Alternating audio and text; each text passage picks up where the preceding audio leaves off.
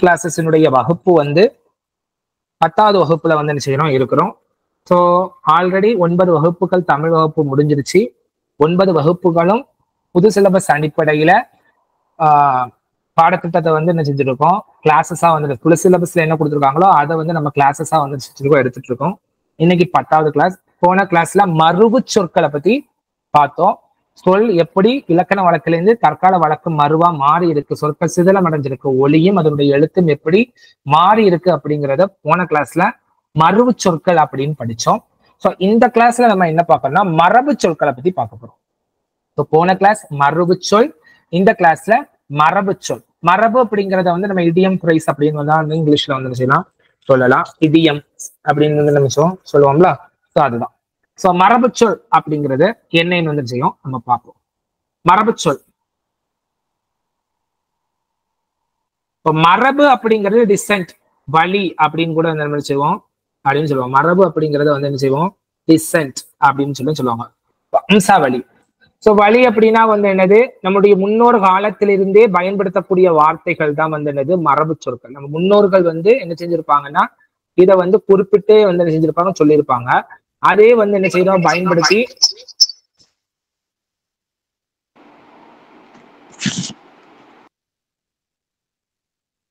அதையே நம்ம பயன்படுத்தி என்ன செஞ்சுட்டு இருக்கோம் வந்துட்டு இருக்கதான் வந்து என்னது இந்த மரபு சொல் அப்படிங்கிறது.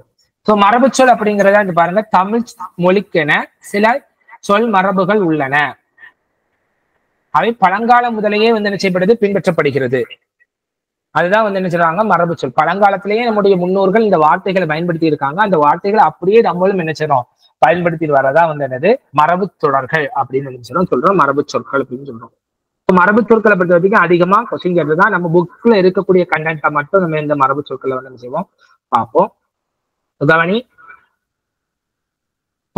பறவைகளினுடைய ஒலியின் அடிப்படையில வந்து மரபு சொற்கள் என்ன வருது அப்படின்னு பார்த்துக்கலாம். பறவைகளினுடைய ஒலியின் அடிப்படையில் என்ன மரபு சொற்கள் வந்திருக்கு, பறவையினுடைய ஒலியின் அடிப்படையில பறவைகளினுடைய ஒலி மரபு, ஒலியினுடைய மரபு, அது எழுப்பக்கூடிய ஒலிய எந்த மரபுல நம்முடைய முன்னோர்கள் பயன்படுத்தி இருக்காங்கன்னா ஆந்தை, ஆந்தை அலறும். ஆந்தை என்ன எப்படி சவுண்ட் எழுப்பும்னா அலறது போல இருக்குமா, ஆந்தையினுடைய ஒலி அலறும், ஆந்தை என்ன செய்யும் அலறும் அப்படின்னு சொல்லியிருக்காங்க. காகம், காகத்தினுடைய ஒலி என்பது கரையும், காகம் கரையும் அப்படின்னு, காகம் என்ன செய்யும் கரையும். அதே போல சேவல் கூவும், சேவல் என்ன செய்யும், சேவலுடைய ஒலி எழுப்புவதை வந்து நம்ம என்ன சொல்றோம் கூவும் அப்படின்னு சொல்றோம். குயில், குயிலும் என்ன செய்யுது கூவும், குயிலும் கூவும். நிறைய பேர் வந்து குயில் ஆப்ஷன்ல பாடும் இருந்துச்சுன்னா என்ன செய்வீங்கன்னா பாடும் அப்படின்னு போடுவீங்க, தப்பு. குயில் என்ன செய்யும் கூவும், சரியா. கோழி, கோழி என்ன செய்யும்னா கூவன் போட்டோம், கூவாடு. கோழி கொக்கரிக்கும், கோழி என்ன செய்யும் கொக்கரிக்கும், கோழி கொக்கரிக்கும். புறா குலுக்கும், புறாவுடைய சவுண்ட் பார்த்துட்டு சவுண்ட் போறோம், குடிக்கிட்டே இருக்கு புறா. புறா என்ன செய்யும், புறாவினுடைய ஒலி எழுப்பக்கூடியது என்ன குணுகும், குணுகும். ஆடும்னு இருந்துச்சுன்னா நீங்க என்ன ஆடும்னு போடுவீங்க, தப்பு. அதனுடைய ஒலி எழுப்பு என்னது அகவும், என்னது அகவும். மயில் என்ன செய்யும் அகவும், மயிலுடைய சவுண்டு கொஞ்சம் வித்தியாசமா இருக்கும் பார்த்துக்கிடுங்க. மயில் என்னது அகவும்.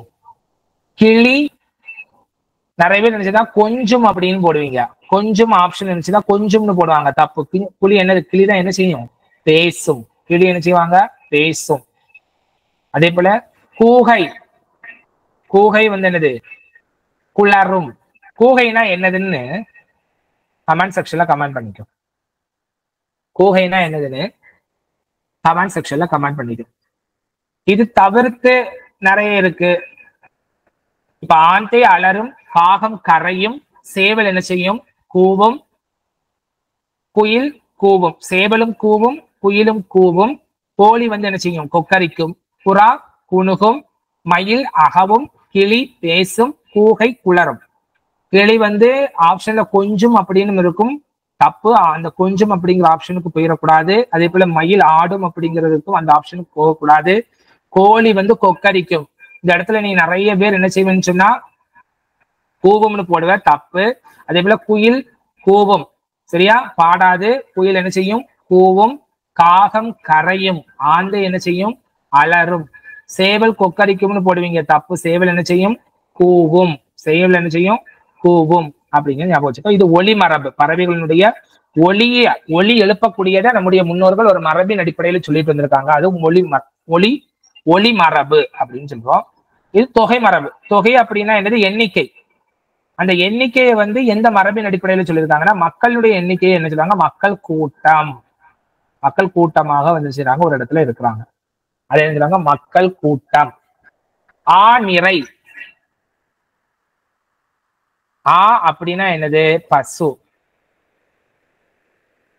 பசுக்களினுடைய அந்த இத ஆ நிறை அப்படின்னு சொல்லுவாங்க. நிறை அப்படிங்கிறது என்னது? மரபு சொல், சரியா? ஆ நிறை, நிறைய நிக்குது. ஆ நிறை, பசு கூட்டமாக நிற்கக்கூடிய அந்த இதை ஆ நிறை. அதே போல ஆட்டு மந்தை. ஆடை வந்து என்ன செய்வாங்க? ஆட்டு கொட்டகை இல்ல, ஆட்டு மந்தை. ஆட்டு மந்தை. ஆட்டு மந்தையில நிறைய ஆடுகள், அந்த எண்ணிக்கை பொறுத்து நிறைய இருக்கிறத பொறுத்து ஆட்டு மந்தை அப்படின்னு சொல்றாங்க. மந்தை என்பது என்னது? மரபு, தொகை மரபு. அதே போல வினை மரபு. ஒரு செயலினுடைய இதை வந்து மரபா வந்து என்ன செய்வாங்க, என்ன சொல்றாங்கன்னு சோறு உண், தின்னு கிடையாது. சோறு தின்னுன்னு நம்ம பழக்கத்துல நம்ம சொல்லுவோம், தப்பு. நிறைய பேர் இந்த வந்து தின்னுன்னு தான் போடுவீங்க, தப்பு. சோறு உண்டான், உண். சோறு உண், சோறு உண்டான், சோறு உண். சோறு சாப்பிடு, சாப்பிடுன்னு இருக்கும், சாப்பிடுக்கும் போகக்கூடாது, சரியா? இப்ப சோறு உண், சோறு உண்டான். இது வினை மரபு. வினை அப்படின்னா என்னது? செயல். ஒரு செயலை வந்து எந்த மரபின் அடிப்படையில் சொல்றாங்க அப்படிங்கறதா என்னது?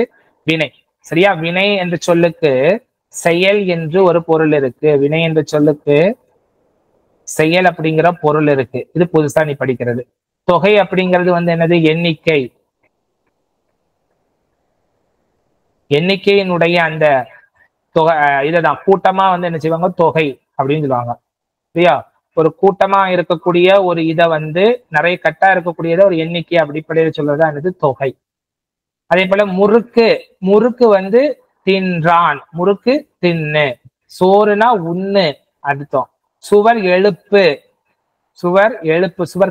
சுவரை கட்டு அப்படின்னு கட்டுன்னு இருக்கும், கட்டு போடும், தப்பு. சுவர் எழுப்பு, சுவரை என்ன செய்யணும்? எழுப்பணும்.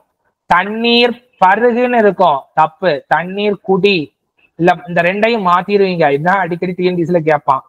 தண்ணீர் குடி, பால் பருகு. பால் குடி, தண்ணீர் பருகுன்னு போடுவான், மாத்தி போட்டுருவா, தப்பு. தண்ணீர் குடி, தண்ணீர் குடித்தான், தண்ணீர் குடி. பால் பருகினான், பாலை வந்து பருகு.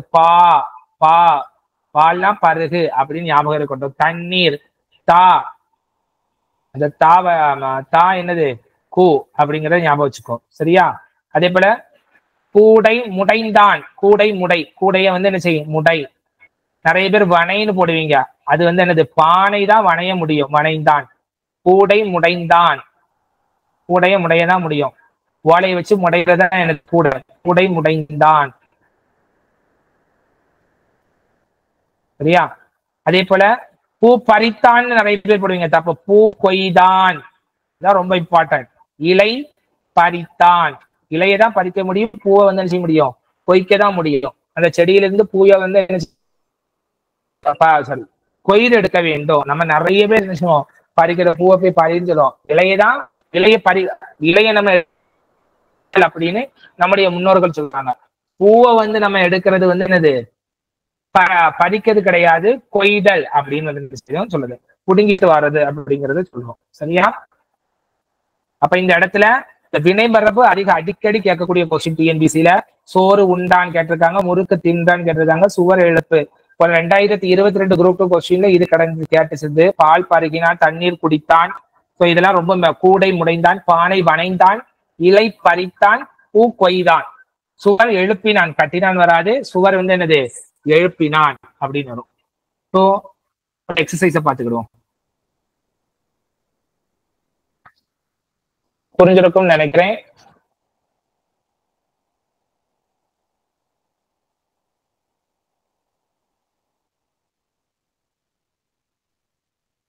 கோழி என்ன பார்த்துவோம். கோழி செய்யும், கோழி கொக்கரிக்கும். பால் பா பால் பா வரும்போது என்னது பருகினான். கூவம் எது வரும்? சேவல் கூவம். அதே குயிலும் கூவும். நிறைய மயில் கூவும். அது தப்பும். அகவும் மயில் அகவும் நல்ல ஞாபகம் வச்சுக்கணும். மயில் அகவும் அப்படின்னு நல்ல ஞாபகம் வச்சுக்கணும். கூவும் மயில் கூவும். கோழிதான் என்ன செய்யும்? கொக்கரிக்கும். அகவும் அப்படி சரியா? பால் பருகினான். என்ன செய்யணும்? குடிக்கணும். அப்ப இங்க ஆப்ஷன் என்னது? பால் பருகினான். பருகு அப்படிங்கறதா என்னது? அடுத்து சோறு. சோறு உண்டான். ஆப்ஷன் உண்டான ஆப்ஷன். ஓரெழுத்து ஒரு மொழியில உன் அப்படிங்கிறதுக்கு என்ன வரும்னு போட்டுக்கோ. உன் அப்படின்னா என்னது அப்படின்னு கீழே கமெண்ட் செக்ஷன்ல கமெண்ட் பண்ணு. அடுத்து பூ அப்படின்னா என்னது? பூவை வந்து கொய்தான். பூ கொய்தான்.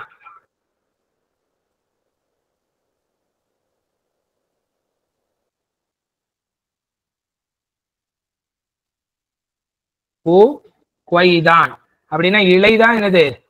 பறித்தான் அப்படின்னு வரும். ஆ நிறை. ஆ என்னது? நிறை. மந்தை அப்படிங்கிறது என்ன வரும்? ஆட்டு மந்தை. சரியா? மாட்டு கொட்டகை.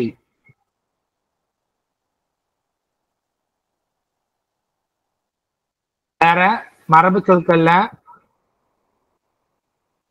இளம்பெயர்கள் மற்றும் அதனுடைய ஒளி வந்து என்ன செஞ்சிருக்கான்? கொடுத்துருக்கான். இதுவும் ஸ்கூல் புக்ல இருக்குது. இது புது ஸ்கூல் புக்ல புது சிலபஸ்ல இருக்கக்கூடியது. 7th ஸ்டாண்டர்ட் ஆர் சம்திங்ல வந்து என்ன செய்திருக்கும். புலி. புலியினுடைய சின்ன குட்டி இளமை. புலியை வந்து பெருசா வளர்க்கக்கூடிய அடல்ட்ட வந்து நம்ம என்ன சொல்றோம்னா புலின்னு சொல்லுவோம். அப்ப சில்ட்ரன் அதனுடைய இளமை பருவத்துல இருக்கக்கூடியதை வந்து நம்ம என்ன சொல்றோம்னா பரல். புலியினுடைய குட்டிக்கு பேர் என்னது? பரல். சிங்கம் குருளை. இது அடிக்கடி கேட்க கொஸ்டின். யானை கன்று. பசு கன்று. ஆட்டுக்குட்டி. சரியா? பசுக்குட்டின்னு நிறைய பேர் போடுவீங்க, தப்பு. மாமா குட்டின்னு போல பசுக்குட்டின்னா போடுவீங்க, தப்பு. பசு கன்று யானை கன்று. சரியா? பசு கன்று யானை கன்று. சரியா? ஆட்டுக்குட்டி. சரியா? ஆட்டு குட்டி. இனி இது எழுப்பப்படக்கூடிய ஒலி என்ன? என்ன ஒலி எழுப்பு அப்படின்னா புலி உருமும். புலி உருமுது. புலி உருமுதுன்னு விஜய்க்கு ஒரு பாட்டு வரும் தெரியுமா? புலி படத்து ஏதோ ஒரு படத்துல புலி உருமுது புலி உருமுது. புலி என்ன செய்யும்? உருமும். சிங்கம் தான் வந்து என்ன செய்யும்? முழங்கும். சிங்கம் முழங்கும். அதே போல யானை பிளிரும். யானை பிளிரும் நிறைய பேர் போட்டுருவீங்க இது. அதே போல பசு கதரும். கத்தும் கிடையாது. பசு என்னது? கதரும். ஆடுதான் வந்து என்ன செய்யும்? கத்தும். ஆடு வந்து என்ன செய்யும்? கத்தும். ஆடு கத்தும். பசு வந்து என்ன செய்யும்? பிளிரும். சரியா? பசு என்ன செய்யும்? சாரி, பசு வந்து என்ன செய்யும்? கதரும். ஆடு கத்தும். யானை பிளிரும். அதனுடைய ஒலி, அது எழுப்பக்கூடிய ஒலிய நம்முடைய முன்னோர்கள் ஒரு மரபின் அடிப்படையில வந்து சொல்லிட்டு வராங்க. அதை தான் நம்ம என்ன செய்யறோம்? சொல்லிட்டு இருக்கோம். யானை பிளிரும். சரியா? நம்ம பழக்க வழக்கத்துல பாத்தீங்கன்னு சொன்னா எது சவுண்டு போட்ட, எந்த விலங்கு சவுண்டு போட்டாலும் அது கத்திட்டே இருக்கு. பூனை கத்திட்டே இருக்கு அப்படிதான் சொல்லுவோம். சோ அடுத்து குரங்கு. அளப்பும். குரங்கு வந்து என்ன செய்யும்? அளப்பும். குரங்கு ஒலி எழுப்பது என்னது? அளப்பும். இது ஒலி மரபு பார்த்துட்டு இருக்கோம். குரங்கு ஒலி எழுப்பதே நம்ம முன்னோர்கள் என்ன சொல்லியிருக்காங்க? அளப்பும். குயில் கூவும். ஆடு கத்தும். சிங்கம் கர்ஜிக்கும். ரெண்டுமே வருது. சிங்கத்துக்கு என்ன வருது? கர்ஜிக்கும். சிங்கம் முழங்கும்.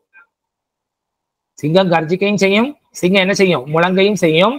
புலிதான் வந்து என்னது? உருமும். புலி என்ன செய்யும்? உருமும்.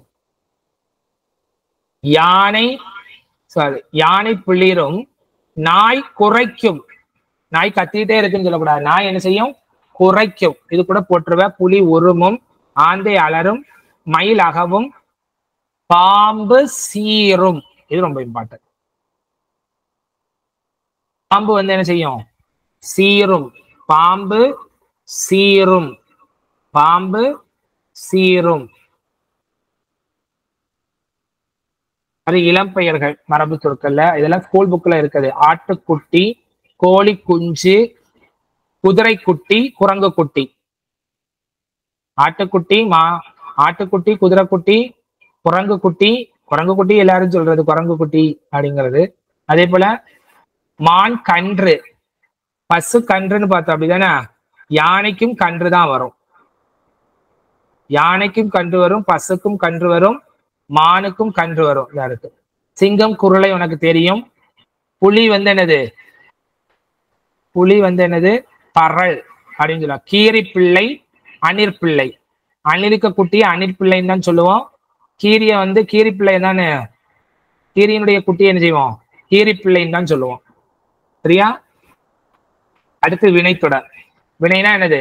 செயலை குறிக்கக்கூடியதான் என்னது? வினைத்தொடர். அம்பு எய்தார், அம்பு ஏயப்படுது. அம்பு விட்டான் வராது. விட்டான்னு இருக்கும் ஆப்ஷன்ல, தப்பு. அம்பு என்ன பண்ணணும்? ஏயப்படும். அம்பு ஏய்தான்.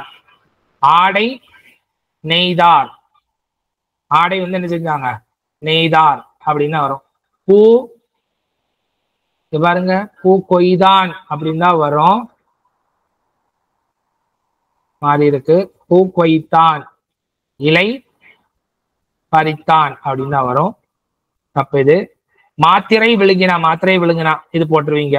நீர் குடித்தான், அதாவது தண்ணீர். நீரும் தண்ணீரும் ஒண்ணுதான், திரவம். நீர் குடித்தான்.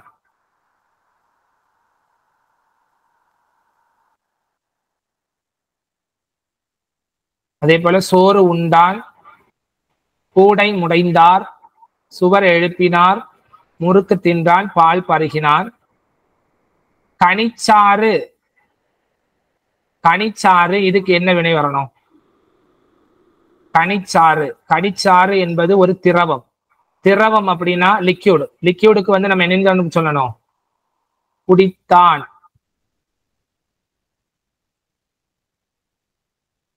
கனிச்சார் குடித்தான் அப்படிங்கிறது சரியா வருமா கேட்டா நோ. கனிச்சார் பருகினான்.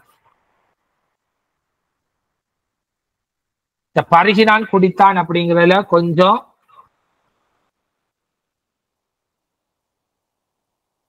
மாறுபாடு வரும்.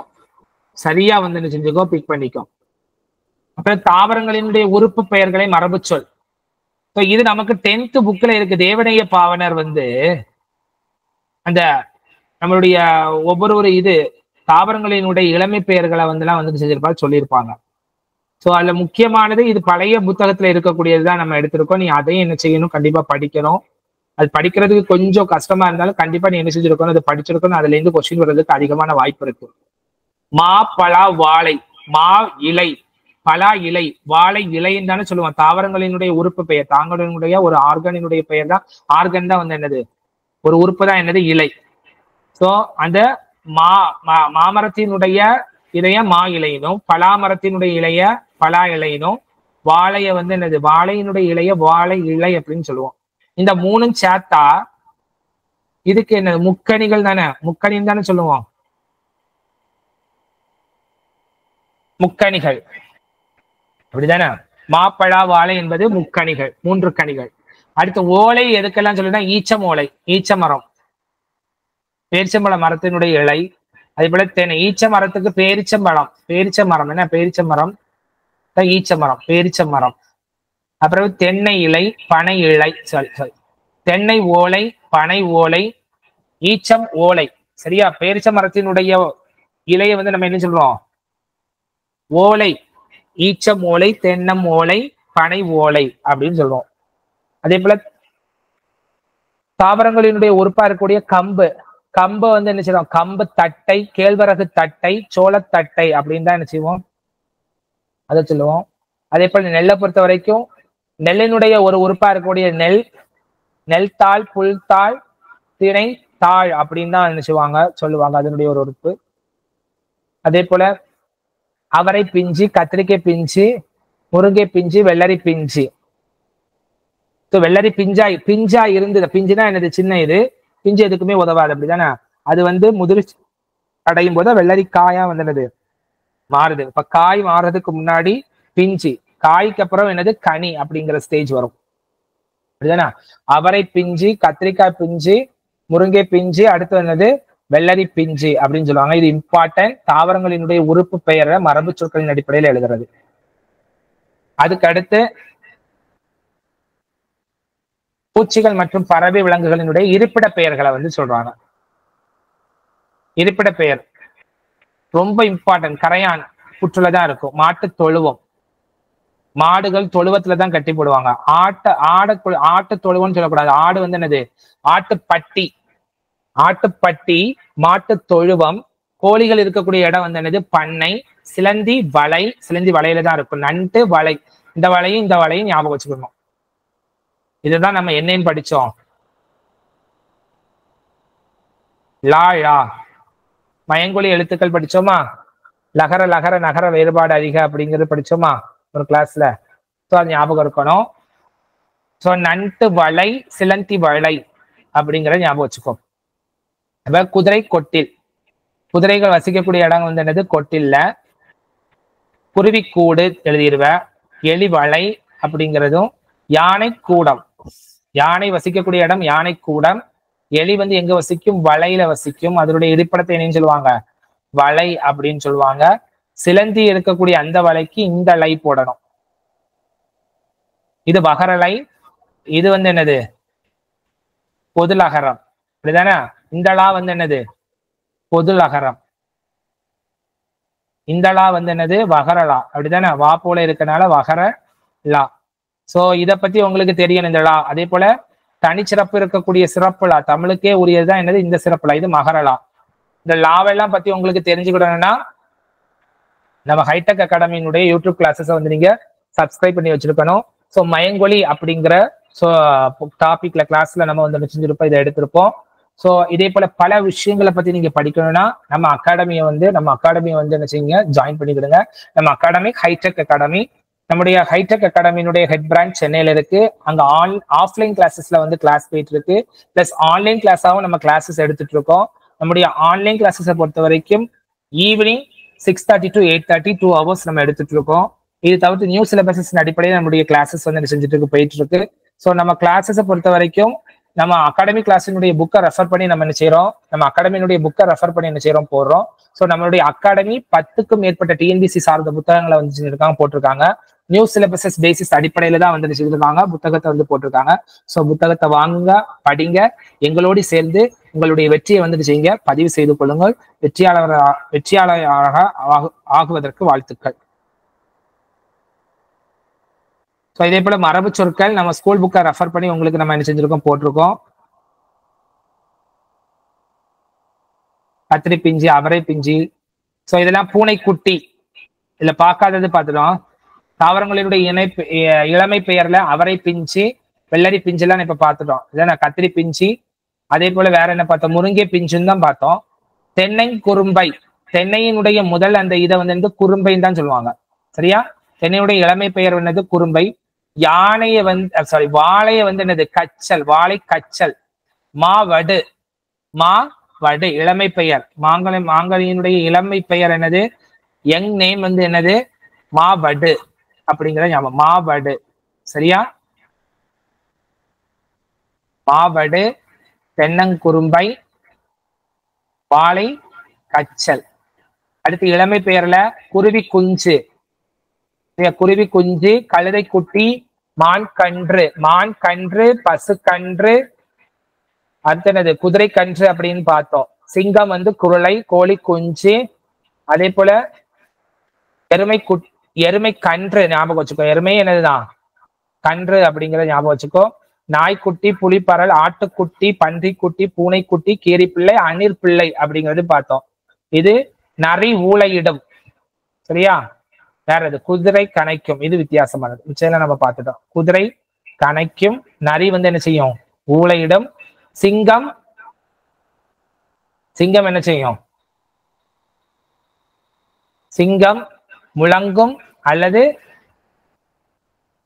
கர்ஜிக்கும் அப்படின்னு ரெண்டு இருக்கு. இங்க பாரு, கிளி இங்க என்ன கொடுத்திருக்காங்க, கிளி கொஞ்சம்னு கூட கொடுத்திருக்காங்க. ஆனா கிளி வந்து நம்ம என்னன்னு பார்த்தோம், பேசும் அப்படின்னு பார்த்தோம். ஆனா ஒரு டிஎன்பிசி கொஸ்டின்ல பேசுமும் இருந்துச்சு, கொஞ்சம் இருந்துச்சு. ஆப்ஷன் எதுதான் கொடுத்திருந்தான்னா கிளி பேசும் அப்படின்னு தான் கொடுத்தாங்க. அடுத்து பாருங்க, அப்பம் வினை மரபு. வினைனா என்னது? செயல். அப்பம் தின்றான், நெல் தூற்று, நெல்லை புடைச்சு புடைக்கிறது சொல்லுவாங்களா, நெல் தூற்று, நீர் பாய்ச்சி, நீரை பாய்ச்ச வேண்டும், நீர் பாய்ச்சி கேட்கிறேன். அப்புறம் காய்கறி அரி, காய்கறி வெட்டுன்னு வராது, காய்கறி வந்து என்னது? அரி. களை பறி, ரிய பார்த்துக்கோ, ரகர ரகர வேறுபாடு அதிக.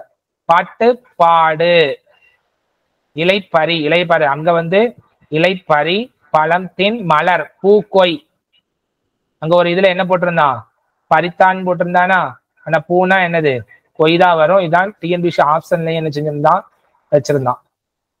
பயிற்சி பொறுத்துக அப்படின்னு கேட்டிருக்கான். காகம் கரையும், குதிரை கனைக்கும், சிங்கம் முழங்கும், குயில் கூவும், நரி ஊளையிடும். இது 4. நரி ஊளையிடும், குயில் வந்து என்ன செய்யும்? கூவும். அடுத்து அணிற்பிள்ளை, குதிரை குட்டி, எருமை கன்று, ஆட்டுக்குட்டி, எலிக்குட்டி. இது புதுசு. கழுதை குட்டி, எலிக்குட்டி. சரியா? கோழிப்பண்ணை, வாத்து பண்ணை. வாத்து இருக்கக்கூடிய இடம் என்னது? பண்ணை. ஆட்டுப்பட்டி என்ன? மாட்டு தொழுவம். இந்த இடத்த மாத்திரக்கூடாது. ஆடு வாழக்கூடிய இடம் வந்து ஆட்டுப்பட்டி, மாடு வாழக்கூடிய இடம் மாட்டு தொழுவம். சவுண்டுகள், கிளி வந்து கொஞ்சம்னு இருக்கு, பேசும் இருக்கு. டிஎன்பிசி ஆப்ஷன்ல பேசும் அப்படிங்கறத கொடுக்கப்பட்டிருக்கு. ஈச்சமோலை, சோலைத்தட்டை, தாழை மடல், தென்னை ஓலை, மூங்கில் இலை, மூங்கில் இலை, கமுகு. கமுகுனா என்னதுன்னு சொல்லு பார்ப்போம். ஆப்ஷன்ல கமுகுனா என்னதுன்னு சொல்லு பார்ப்போம். அப்புறம் பனை ஓலை, பலா இலை, வாழை இலை. இது நெல் தாள் தான், நெற்றாள். நெல் கூட்டல் தாள், இது ரொம்ப இம்பார்ட்டன்ட். பிரித்தெழுதுகளை பார்த்து வச்சுக்கோ, இது கேப்பா. நெற்றாள் பிரித்தெழுதுக என்னன்னு சொல்லுவேன்? நெருமை கூட்டல் தாள்னு போட்டுறக்கூடாது. நெல் கூட்டல் தாள் தான் என்னது? நெற்றாள். நெல்லினுடைய ஒரு உறுப்பு தான் என்னது? தாள். சரியா? ஞாபகம் வச்சுக்கோ. அப்புறம் அடுத்து காட்டு, கொடி மரங்களினுடைய வகைகளை பத்தி சொல்லியிருக்கோம். ஆலங்காடு, ஆலமரம் இருக்கக்கூடியத காடுன்னு சொல்லுவோம். கம்பு வளரக்கூடிய இடத்த கொள்ளை, கம்மங்கொள்ளை. பனை வரக்கூடிய இடத்த பனந்தோப்பு அப்படின்னு சொல்ல, பனங்காடுன்னு சொல்லக்கூடாது. சவுக்கும் தோப்பு தான், சவுக்கு மரம் வளரக்கூடிய சவுக்கும் தோப்பு. சோள கொள்ளை, கம்மங்கொள்ளை, பலா தோப்பு. அதே போல தென்னந்தோப்பு, தேயிலை தோட்டம், பூந்தோட்டம். அதாவது ஒரே ஒரு விஷயத்தை பத்தி சொல்லலாம். இந்த தோட்டம் அப்படிங்கிறது அழிந்து போகக்கூடியது. அது பூவெல்லாம் படிச்சுட்டோம்னா அவ்வளவுதான், முடிஞ்சு போச்சு. சரியா? தேயிலை தோட்டம் அப்படிங்கிறதெல்லாம். இந்த தோப்பு அப்படிங்கிறது பாத்தீங்கன்னா நெடுநாள் நிற்கக்கூடியது. நெடுநாள் வந்து என்ன செய்யும்? நிற்கக்கூடியதுதான் என்னது? தோப்பு அப்படின்னு சொல்லுவோம். சவுக்கு தோப்பு அதெல்லாம் நெடுநாள் நெடுமரமாக வந்து என்ன செய்யுது? நிற்கக்கூடியது. அதான் தோப்பு அப்படின்னு சொல்லணும். புரிஞ்சுதா? மற்றவையெல்லாம் என்னன்னு சொல்லணும்னா தோட்டம் அப்படின்னு தான் சொல்றது. மரம் வரக்கூடிய இடம் வந்து காடு அப்படின்னு தான் என்ன செய்யணும்னு சொல்லணும்.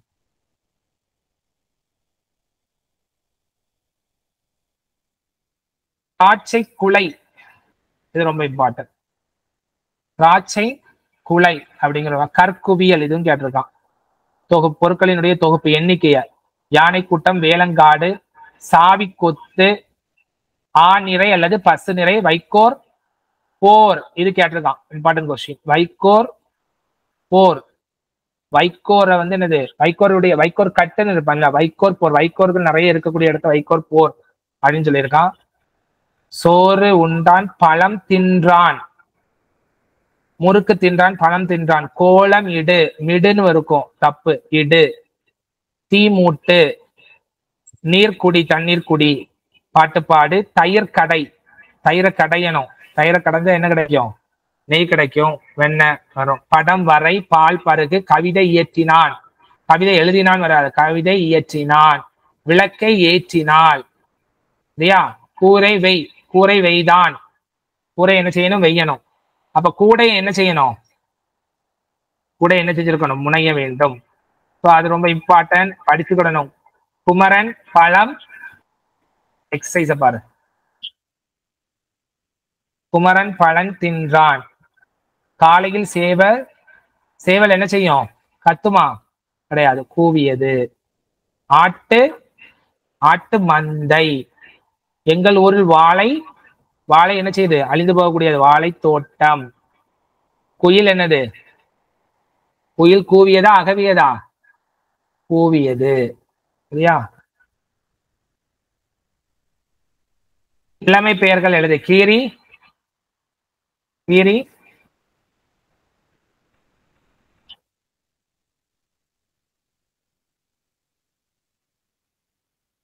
கீரி பிள்ளை. அப்படிதானா? மான் மான் கன்று. சிங்கம் குருளை. பூனை குட்டி. எருமை கன்று.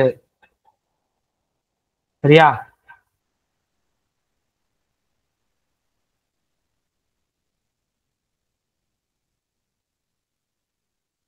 மக்கள் கூட்டம். எக்ஸசைஸ் தான் பார்த்துட்டு இருக்கோம்.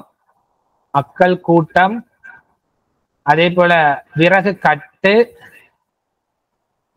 அதே போல வைக்கோல் வந்து என்னது? போர்னு சொன்னோமா? வைக்கோல் போர். இனி வேற எல்லாம் என்ன வச்சிருக்கான்? வீரர், படை வீரர். அப்ப படையை போட்டுடலாம். அதே போல சுள்ளி. சுள்ளி அப்படிங்கிறது ரொம்ப இம்பார்ட்டன்ட். சுள்ளி என்னது? கற்றை. சுள்ளி சுள்ளினா என்னது? விறகுல இருந்து வரக்கூடிய ஒண்ணுதான் வந்து என்னது? சுள்ளி. விறகு அப்படிங்கிறது கட்டை போல பெருசா இருக்கும். அதுல ஒரு பகுதி தான் என்னது? சுள்ளி. ஸோ சுள்ளி அப்படிங்கிறது என்னது? கற்றை. ரொம்ப ரொம்ப இம்பார்ட்டன்ட். நீ எக்ஸாம்ல இது எதிர்பார்க்கலாம். சுள்ளியினுடைய கட்டுகளை வந்து என்ன சொல்லுவாங்க? சுள்ளி நிறைய இருக்கக்கூடியது என்னன்னு சொல்லுவான்? கற்றை. சுள்ளி கற்றை. சரியா? சுள்ளி கற்றை அப்படிங்கிற ஞாபகம் வச்சுக்கோ. சோ இதுல மரபு தொடர்களை பத்தி நம்ம என்ன செஞ்சிருக்கோம்? பார்த்திருக்கோம். தெளிவா உனக்கு புரிஞ்சிருக்கும்னு நான் நினைக்கிறேன். சரியா? அடுத்த கிளாஸ்ல அடுத்த இதை பத்தி பார்ப்போம். நன்றி.